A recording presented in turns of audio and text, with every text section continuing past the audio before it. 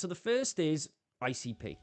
We need to know our ICP. We need to know who our ideal customer profile is, who our ideal client is, however you want to word it.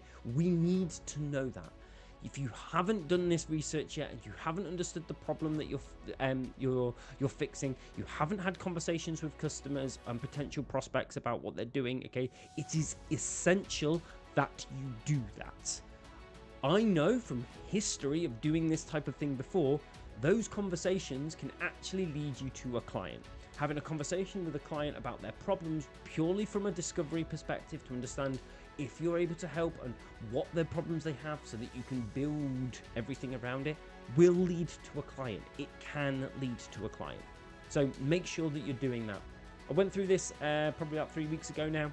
So have a look at that training if you've not been in it, or that live call. So I highly recommend that you look at that. I've also got, if you've seen, some of you have probably seen, I've also done a couple of blog posts, and one of them is specifically about ICP. So if you don't fancy listening to something, you can read it and just go through from there. So we've done that. We've got our ICP. We've got our ideal customer that we're looking to. Okay, we've got step 2 and step 3 now. So this is where it's really important that we do step 2 before we do step 3.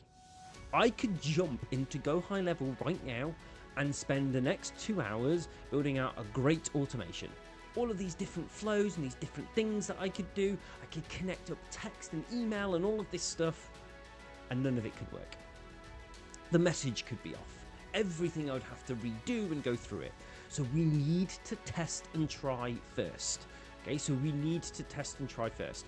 Once we've got some processes in place, once we know things are working, once we know we're getting open rates or responses, okay, regardless of what way we're doing it, whether it's email, LinkedIn, whether it's socials, and we're going to go through all of this in a second, okay, it's important that we do that.